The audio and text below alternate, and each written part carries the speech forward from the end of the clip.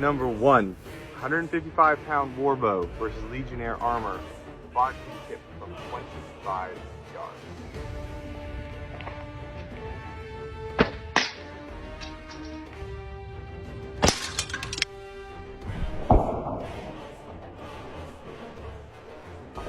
All right, well, as you can see, the best shot was right here.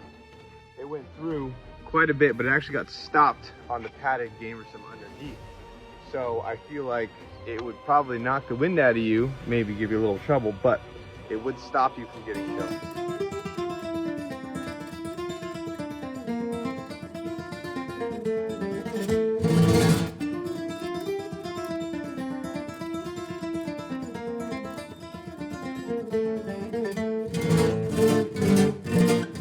Okay, I'm a little afraid for my arrows on this one. We have a legit great helm. This thing probably weighs like 12 pounds on its own. It's a beast. It's 14 gauge steel. It was worn over other helmets sometimes, and it is huge. And I don't think I'm gonna get anywhere near pitch in this thing, but we'll try it with the 155 and then the 178 and see how well my arrows hold up. I'm not super worried about this thing, more my arrows.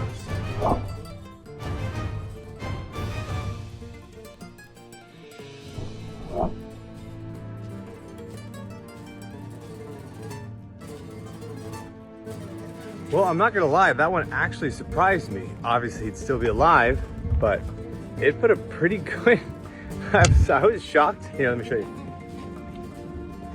It went in about that far. So more than I would have thought, and my arrow survived. So that's good. Oh, the ones that went through, by the way, they poked out the back, but that doesn't really count.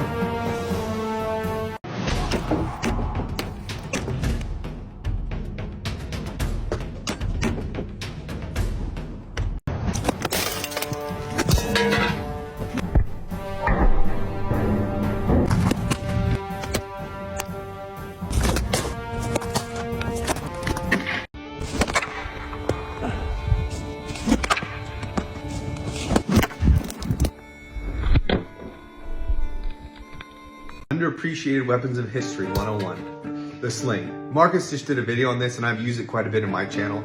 I absolutely love slings. It's just rope, usually hemp, and you just throw a heavy rock with it. The Romans used lead a lot of times, and you could even attach it to a stick for a larger rotation, for a bigger rotational movement, for more velocity. Slingers back in the day could throw over 100 miles an hour, which doesn't sound like a lot, except for the fact that you're throwing 6, 7, 8 ounce rocks. And you can see in the testing that I'm doing above, a bronze type helmet, it'll cave it in. The Roman Legionnaire armor, which is like an 18 gauge steel, it just completely concaves it. And even the Great Helm, which is 14 gauge, it put massive dents into this thing. It's just such a simple thing, and it's so cool and effective, and you know, it's just fun to see it mentioned on this channel because it's the pinnacle of a weapon. Now, I'm sure a lot of you know a warbow against plate armor is not super effective, but plate armor, even chainmail, was extremely expensive during the Middle Ages. What did most peasant infantry wear or serfs wear? Well, they wore basically just gambersomes. And so we're gonna test that out.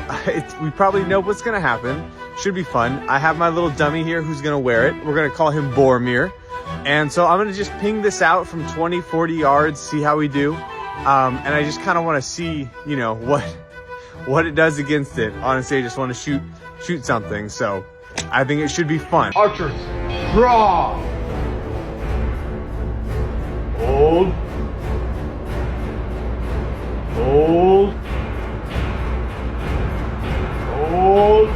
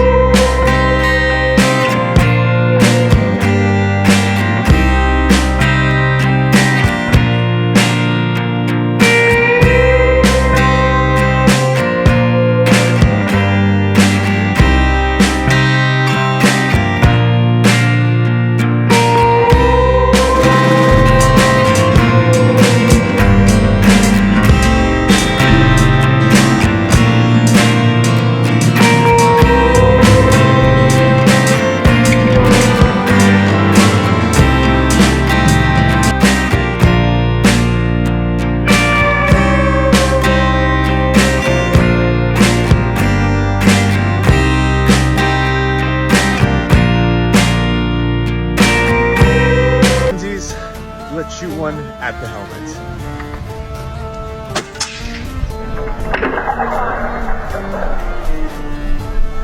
That's just it. How much is personal training? No. Do I charge? I don't charge anything. I just give any advice, whatever you want, you know. Broke. Anyone related to Henry Cavill?